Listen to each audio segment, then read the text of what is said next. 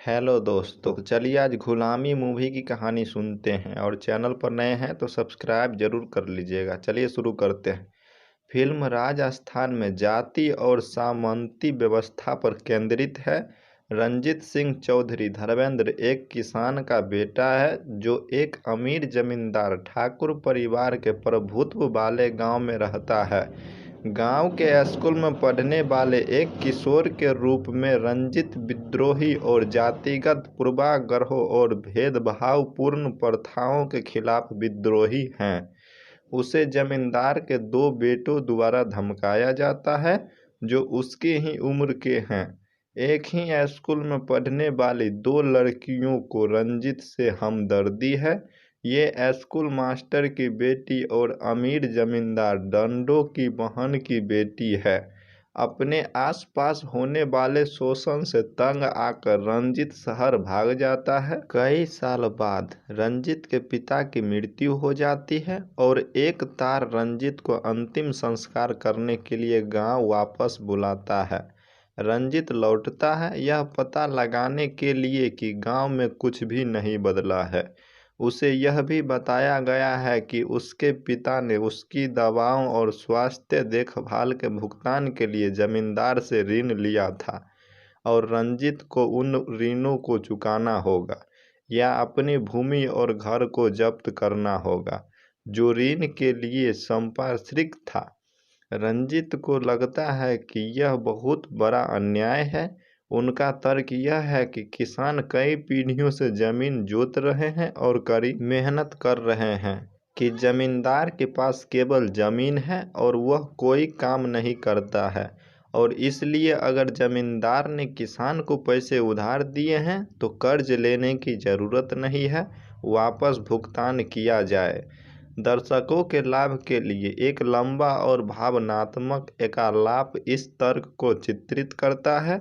परिस्थितियां स्पष्ट रूप से वर्ग युद्ध और क्रांति का आह्वान करती है जिसे रंजीत विधिवत प्रज्वलित करने के लिए आगे बढ़ता है। वह जमींदार के रहने वाले कमरे में घुसकर शुरू होता है, उस पर और उसके पूर्वजों पर खून चूसने का आरोप लगाता है और अगर वह हिम्मत करता है तो उसे गिरवी रखी जमीन पर कब्जा करने की चुनौती देता है।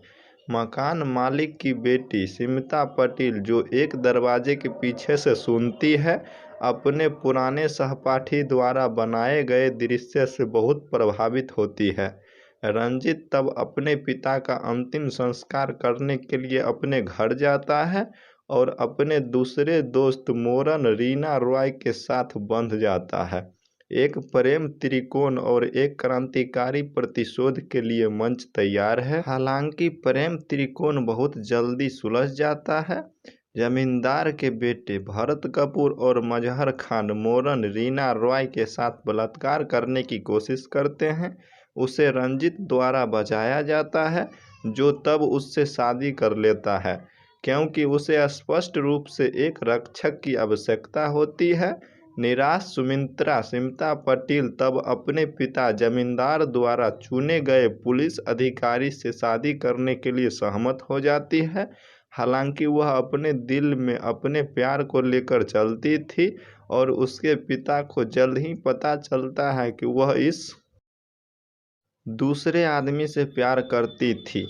वह भड़का हुआ है और रंजीत को ख़त्म करने के लिए अपने दो दुष्ट भाइयों के साथ हाथ मिलाता है। इस समय तक एक या दो बेतरतीब गोलीबारी के बाद एक बार इस तथ्य पर कि जमींदार के आदमी गांव के किसानों से फसल का अपना हिस्सा वसूल कर रहे थे, रंजीत कानून से भगोड़ा बन गया था। इसलिए यह संभव है कि पुलिस कार्यालय उसका पीछा करे।